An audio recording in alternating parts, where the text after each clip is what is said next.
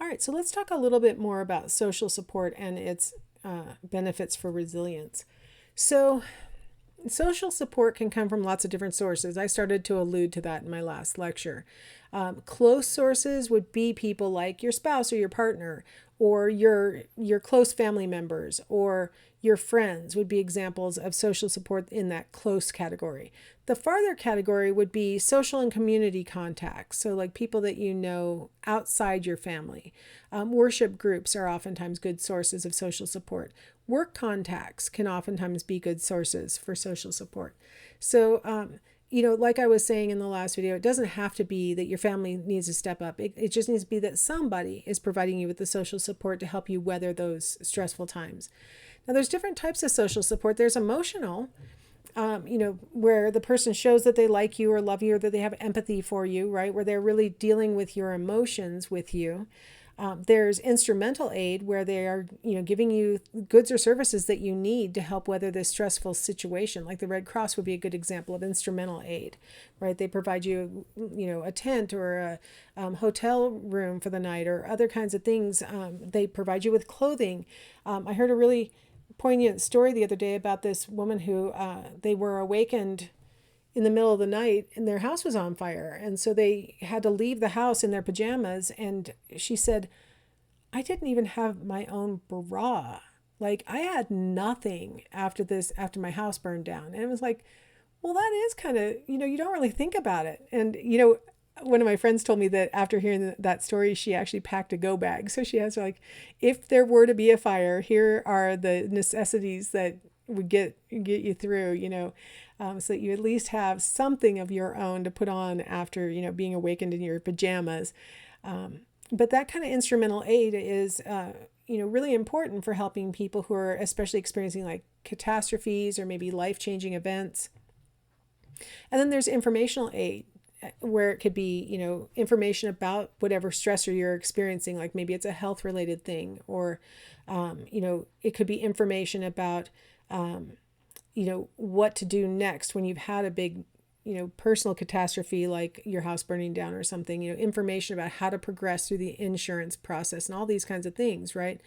All of these kinds of informational things can really help the person who's experiencing stress to not have to focus on details and instead can really focus on their own evaluation of themselves and what their status is and what else they might need.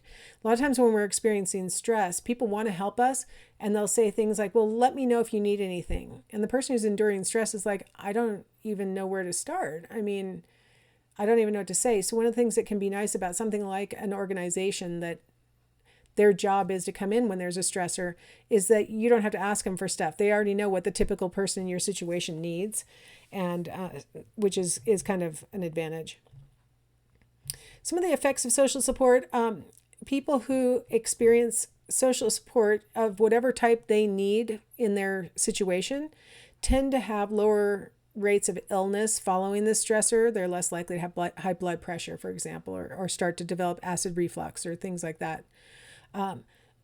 These kinds of social supports help people to maintain their healthy behaviors so that even as they're going through a stressor, they're reducing the likelihood of long-term effects from the stressor. Having social support as we go through stress helps us to keep our immune system strong so that we're less likely to break down with illness. I don't know about you guys, but I find that I tend to get sick over the breaks between quarters. And I think it's because, you're running so fast during the quarter. There's so many things to do. And then you kind of go, okay, now I can kind of collapse and catch a cold, right? It's kind of weird. Like as the pressure ends for me, then is when I get sick. So it's kind of a reverse. But overall, having social support reduces all of those physiological responses to stress. Your heart rate's not going to go up as high as it normally would if you were on your own and scared. You're not going to pump out as much adrenaline, all those things, right? So you're not going to have as much of that sympathetic nervous system kicking in. And as a result of all these effects, people who have support as they face, stressful times, challenges, they tend to recover from those things faster. So as a person who might experience stress, it's really important to think about, okay, who could I reach out to? And it might be different people depending on what the stressor is. right? If it's school stress, you might want to reach out to this person. If it's work stress, I might want to reach out to this person. If it's some kind of major life change, I might want to reach out to somebody else, right? And I might need emotional support, and I know that this person's really great at being super emotionally supportive. I might need some instrumental aid. So I know that this person might lend me money or let me stay at their house, or maybe this organization can help me out. I've had a lot of students during COVID who are really struggling financially, and the relief when they find out that there were CARES Act funds available through school, right, that they could apply for, was a big relief for them. They didn't know that there was this instrumental aid available for them. So I actually got to provide some informational support to some of my students during the past year as I helped them to know about things that they could do to not have to drop out of school, for one thing, because that's an additional stressor, because now that's a huge life change, right? Because I'm a student and now all of a sudden I have to drop out. So knowing what you might need and directing your requests to the right place, that can be really helpful as a person experiencing stress. But as a person who might be observing somebody else who's struggling with stress, if your specialty is really emotional support, make that really clear that, you can just come sit with them. My husband had a reaction to some antibiotics at the end of last quarter, and he was in the hospital, and they weren't really exactly diagnosing what it was correctly. And so while he was at the hospital, he was sort of stable. It wasn't until he got out that he got the correct diagnosis and they started treating him correctly. And he's almost 100% back now, thank goodness. But it took like 4 weeks. And so while he was in the hospital, my mom goes, "Well, do you want to go get some lunch?" I'm like, "Yeah, I don't want to leave the house."